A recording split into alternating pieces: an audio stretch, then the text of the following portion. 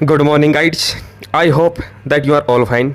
Guides, आज मैं आपको एक बहुत ही इंपॉर्टेंट टॉपिक के बारे में बताने वाला हूँ। गाइड्स, इसमें मैं मेरे खुद का और हमारे सर का एक्सपीरियंस भी आपसे शेयर करना चाहूँगा। जैसा कि मैं आपको बता दूँ कि मैंने भी रेलवे ALP और टेक्नीशियन व D ग्रुप का मेडिकल फाइट किया है।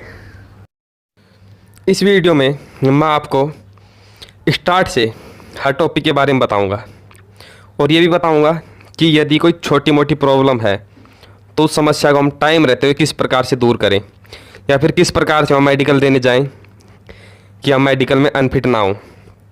गाइड्स, यदि आपका मेडिकल में कोई पॉइंट है तो आप कमेंट करके मुझसे डिस्कशन कर सकते हैं। तो चलिए हम एक एक करके देखते हैं कि किस प्रकार से मेडिकल होता है। पहला होता है विजन टेस्ट, आंखों का टेस्ट। ये भी चार प्रकार से होता है। रेलवे ग्रुप डी वालों का मेडिकल स्टैंडर्ड टेस्ट इस प्रकार से होता है। अब देखिए, इसमें ये बताया गया है कि candidates called for document verification, कि किसी भी कैंडिडेट को यदि डॉक्यूमेंट वेरिफिकेशन में बुलाया जाता है, will have to pass request medical fitness test conduct by the railway administration. तो रेलवे अधिकारी द्वारा मेडिकल टेस्ट लिए जाने पर उसमें पास रखने की योग्यता रखता हो। और इसमें आगे बताया गया है कि that the candidate are medically fit to carry out the duties connected with the post opted by them, यानी उसे जो पोस्ट दी जाएगी उसमें कंप्लीट रूप से फिट होना ज़रूरी है। अब देखिए, आपका मेडिकल स्टैंडर्ड ये निम्न प्रकार से होता है।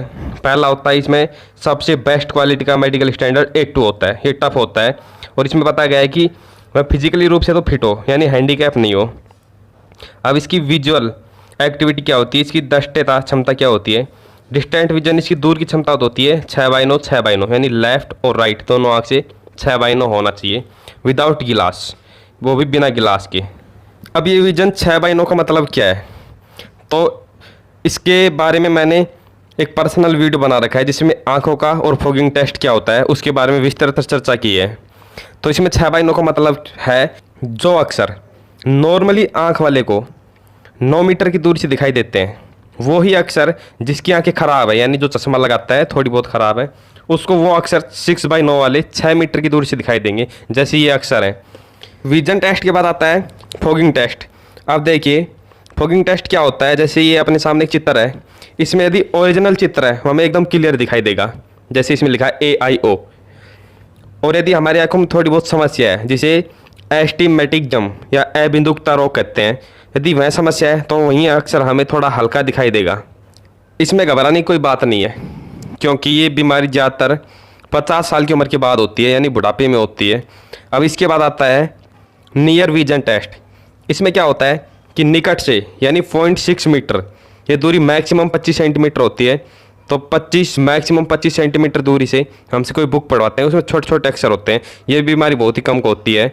इसके बाद ये विदाउट गिलास लेते हैं, नियर विजन भी। और इसके बाद होता है कलर विजन, यानी कलर ब्लाइंडनेस टेस्ट होता है। इसमें व्यक्ति हरे व लाल रंग में विभेद नहीं कर पाता। कलर विजन आपका नॉर्मल होना चाहिए। यदि आपको कलर विजन का टेस्ट देना है तो मैंने इम्पोर्टेंट वीडियो बनाया हुआ है, जिसका लिंक आप नीचे डिस्क्रिप्शन में देख सकते हैं। इसके बाद आता है बाइनोकुलर टेस्ट। इसमें व्यक्ति गहराई व ऊंचाई की वस्तु में विभेद नहीं कर पाता। ये समस्या प्राय वृद्ध अवस्था में ज़्यादा आती है। इसके बाद आता है नाइट विजन टेस्ट। इसमें क्या होता है कि हमें दूर रखी कोई अंधेरे में दूर वस्तु रखिए और वो हमें हल्की हल्की दिखाई देती है, या फिर हमें दिखाई देती नहीं है। इसे नाइट ब्लाइंडनेस टेस्ट या नाइट विजन टेस्ट कहते हैं। अगला मेडिकल स्टैंडर्ड है A3। इसमें भी फिजिकली रूप से तो फिट होना चाहिए आदमी को, यानी हैंडीकैप नहीं होना चाहिए। और डिस्टेंट विजन क्या है, इसका डिस्टेंट विजन है 6/9 विद और विदाउट गिलास, यानी इसमें चश्मा लगा सकते हैं। और जो चश्मा लगाएंगे हम, उसमें जो गिलास होते हैं उनकी पावर 2D होनी चाहिए, यानी +-2 से कम होनी चाहिए, ज़्यादा नहीं होनी चाहिए। या तो +2 से कम या -2 से कम होनी चाहिए। और नियर विजन, अब नियर विजन भी यही होता है 0.6 मीटर विद और विदाउट गिलास, यानी चश्मा लगा के भी दे सकते हैं। लेकिन कलर विजन नॉर्मल होना चाहिए, यानी इसको कलर ब्लाइंडनेस रोग नहीं होना चाहिए, ये बीमारी नहीं होनी चाहिए। बाइनोकुलर विजन होता है कि गहराई और ऊंचाई में व्यक्ति को कोई अंतर स्पष्ट दिखाई नहीं देता है। और नाइट विजन यानी अंधेरे में उसको हल्की लाइट दिखाई नहीं देती, साफ दिखाई नहीं देती है। इसी प्रकार होता है मायोपिक विजन। अब देखो, मैं आपको एक इम्पोर्टेंट चीज़ बताता हूँ कि किसी भी जोन में इतना ज़्यादा ये टफ मेडिकल नहीं लेते हैं रेलवे में। यानी आपके बाइनोकुलर विजन, नाइट विजन, ये टेस्ट बहुत ही कम होता है। होता भी है तो किसी किसी जोन में होता है, और इसमें कोई फेल भी नहीं होता है, क्योंकि ये होते हैं ज़्यादातर 50 की उम्र के बाद के विजन नहीं है।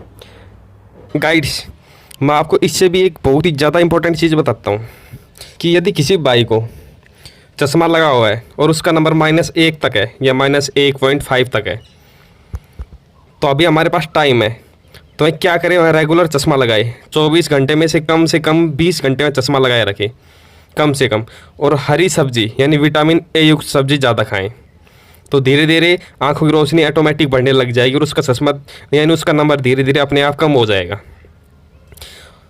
यानी इसका मतलब ये है कि आप वहाँ पे जाओ ना, तो हो सके जितना बगैर चश्मे के मेडिकल दो।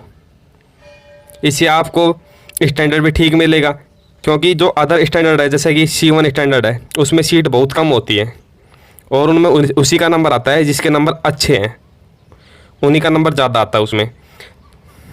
और जिस भाई को कलर विजन है वह कोशिश करे कि CBT एग्ज़ाम में ज़्यादा से ज़्यादा नंबर ले पाए। यदि वह अच्छे नंबर लेगा तो उसको मेडिकल C1 स्टैंडर्ड में कोई नहीं रोक सकता, यानी उसको अनफिट नहीं कर सकते फिर। और यदि इसके बारे में आपको ज़्यादा हेल्प चाहिए तो आप कमेंट करके बता सकते हैं। इसके बाद आता है B1 मेडिकल स्टैंडर्ड। इसमें डिस्टेंट विजन 6/9 व 6/12 होता है, यानी एक आँख 6/9 और दूसरी 6/12 होनी चाहिए। और इसमें चश्मा अलाउ है, लेकिन चश्मा भी 4D यानी ±4 से अधिक नहीं होना चाहिए, इससे कम ही होना चाहिए। नियर विजन, इसमें भी आपको 0.6 मीटर की दूरी पर कुछ बुक पढ़वाएंगे और ये आप चश्मा लगा कर दे सकते हैं नियर विजन भी। इसके बाद आता है कलर विजन, ये नॉर्मल होना चाहिए आपका। बाइनोकुलर विजन और नाइट विजन ये भी नॉर्मल होना चाहिए। और इसके बाद आता है B2 मेडिकल स्टैंडर्ड। इस मेडिकल स्टैंडर्ड में आपका डिस्टेंट विजन एक आँख से 6/9 व दूसरी आँख से 6/12 होना चाहिए और चश्मा इसमें अलाउ है। चश्मे की पावर 4D यानी +4 या -4 से ज़्यादा नहीं होनी चाहिए। नियर विजन लेते हैं यानी निकट से 0.6 मीटर की दूरी से आपसे कुछ बुक पढ़वाएंगे और वो भी विद या विदाउट गिलास। इसमें यदि आपके कलर विजन या नाइट विजन है तो चल जाएगा, आपको अनफिट नहीं करेंगे। इसके बाद आता है C1 मेडिकल स्टैंडर्ड। इसमें क्या होता है, डिस्टेंट विजन तो होता है 6/12 और 6/18, यानी आपकी एक आँख 6/12 है, दूसरी 6/18 है तो चल जाएगा। और ये भी विद और विदाउट गिलास यानी चश्मा लगा के। और नियर विजन 0.6 मीटर विद और विदाउट गिलास।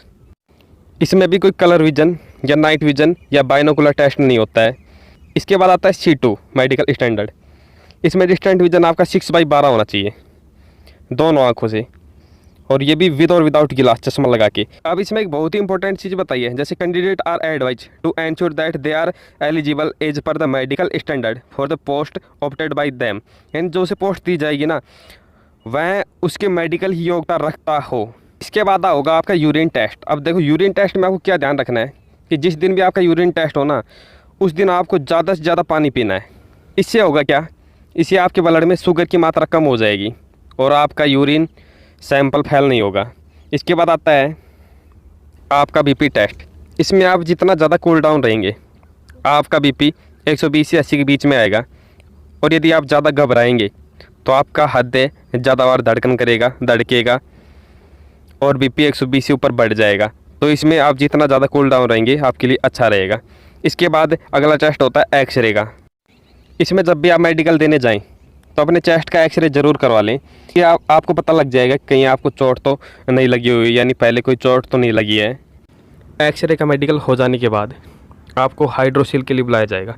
हाइड्रोसील क्या होता है, जैसे वर्षण कोष में पानी भर जाता है और सूज कर मोटे मोटे हो जाते हैं, इससे व्यक्ति को चलने में परेशानी होती है और दर्द होने लग जाता है। इसका समय रहते हुए ऑपरेशन करवा लें तो मेडिकल में कोई दिक्कत नहीं आती है। नहीं तो आपको फिर रीमेडिकल के लिए 1 महीने बाद में बुलाया जाता है, फिर से चेकअप किया जाता है। पाइल्स का यानी बवासीर का, इसमें कुछ ज़्यादा टफ मेडिकल नहीं लेते हैं।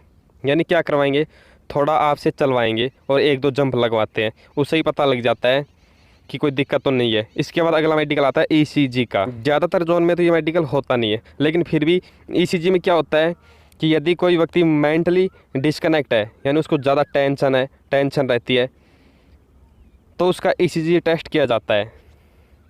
गाइड्स वीडियो ज़्यादा लंबा होने के कारण मैं आपको इतनी जानकारी दे पा रहा हूँ, लेकिन फिर भी यदि किसी भाई को कोई ज़्यादा हेल्प चाहिए तो मैं मुझसे डायरेक्टली फ़ोन पे भी संपर्क कर सकते हैं। धन्यवाद।